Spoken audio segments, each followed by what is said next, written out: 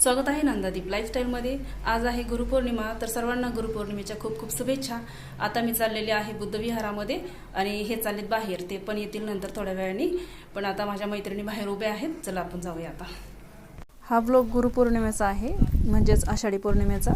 आषाढी पौर्णिमेपासून बुद्धविहारामध्ये ग्रंथ वाचन चालू होतं, तर आमच्या इथेही ग्रंथ वाचन होत असतं, त्यामुळे आम्ही चाललेलो आहोत विपश्यना केंद्रामध्ये। तसे आमच्या शहरामध्ये बऱ्याच ठिकाणी बुद्धविहार आहेत, पण हे विपश्यना केंद्र खूप मोठं आहे आणि मोठे मोठे कार्यक्रम इथेच होत असतात।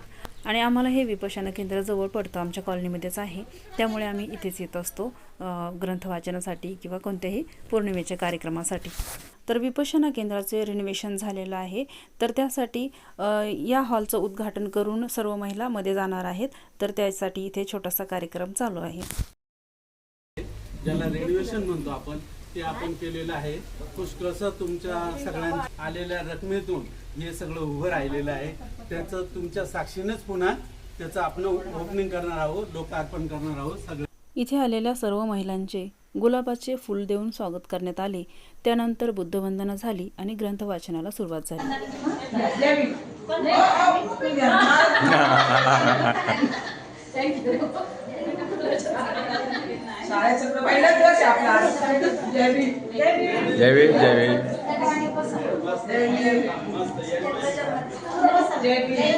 इथे आम्ही सर्व महिलांनी मिळून सोबतच बुद्धवंदना घेतली, पण बुद्धवंदना बऱ्याच वेळ चालू होती, त्यामुळे मी काही शूटिंग केली नाही। आणि वंदना चालू असताना शूटिंग करायलाही कोणी नव्हतं, त्यामुळे मी थोडीशी शूटिंग केली, कॅमेरा बंद केला आणि बुद्धवंदना घेतली।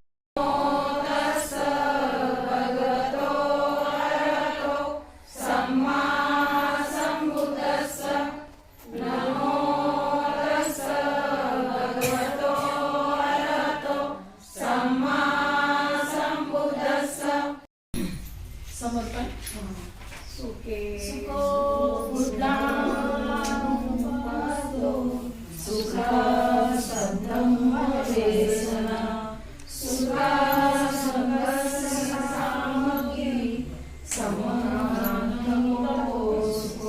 भाग पहिला, जन्मापासून परिवरेजेपर्यंत कुळ। ख्रिस्तपूर्व 6व्या शतकात उत्तर भारतात सार्वभौम असे एक राज्य नव्हते। संबद्ध देश निरनिराळ्या अनेक लहान मोठ्या राज्यात विभागलेला गेला होता। त्यापैकी काही राज्यांवर एका राजाची सत्ता होती, तर काहींवर एका राजाची सत्ता नव्हती। राजाची सत्ता असलेली राज्ये संख्येने एकूण 16 होती। त्या राज्यांना संघ किंवा गणराज्य। त्यानंतर येथील महिला मंडळांनी इथे आलेल्या पुरुष मंडळींचंही स्वागत केलं। त्यानंतर खीरदान करण्यात आले।